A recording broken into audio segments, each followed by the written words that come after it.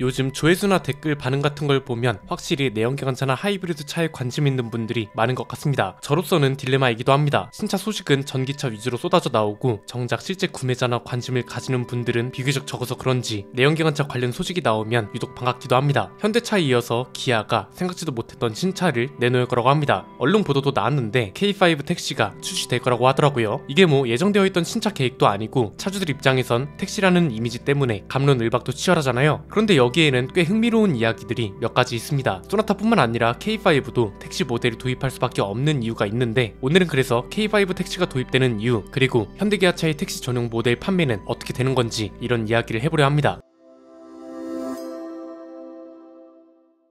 현대차가 소나타 택시를 재도입한 것에 이어서 기아는 K5 택시를 재출시할 예정이라고 합니다. 아직 확정된 건 아니지만 재출시를 검토 중이고, 빠르면 상반기 중에 K5에 LPI 트림을 만들어서 택시 전용 모델을 판매할 예정이라고 합니다. 일단 언론에서 말하는 이유는 간단합니다. 소나타가 최근에 택시 모델을 부활시켰잖아요. 이에 따라 판매량과 수요가 소나타에 몰리고, 이건 실적과 더불어서 판매량 마케팅도 불리해질 수 있으니 이에 대응하기 위해 K5도 택시 모델을 도입하는 거다, 이런 식으로 설명하고 있습니다. 아직까지 도로에서 많이 보여서 그렇지 소나타도 택시 모델을 출시한다 안 한다 말이 많았죠. 사실 이건 이번에만 그런 건 아니고요. 지난 LF 소나타 때부터 택시 모델 단종설은 계속해서 이어져 왔습니다. LF 소나타 출시 당시 현대차는 택시 모델을 판매하지 않는다고 밝혔었습니다. 대신 YF 소나타 택시를 계속 판매하고, 이때 당시 신형이었던 LF 소나타는 모델 이미지를 위해서 판매하지 않는다, 이런 입장을 내놓기도 했습니다. 언젠가부터 택시 모델 이미지가 안 좋아졌는데, 이 당시 현대차 관계자도 뭐라고 말했냐면요, 신차를 출시하자마자 택시를 함께 판매하면 승용 모델을 구입하려는 소비자들에게 이미지가 좋지 않을 것이다. 일단 승용 모델만 판매하고 추후 시장 수요를 파악해 택시로도 판매할 계획이다, 이렇게 말했습니다. 정확하게 말하면 아예 택시 모델 출시를 안 하는 게 아니라 시간을 두고 도입할 거다, 이런 취지였던 거죠. 그러다가 LF 소나타 택시 단종설은 비교적 최근에 등장합니다. 2022년쯤에 원자재 값이 폭등하고 전기차 택시로 전환이 빠르게 가속화되면서 LF 소나타 택시를 단종할 수 있다는 이야기가 나왔었는데, 중형 택시 이용자들과 택시업계 상생을 고려해서 생산을 지속하기로 결정합니다. LF 소나타가 처음 출시된 게 2014년입니다.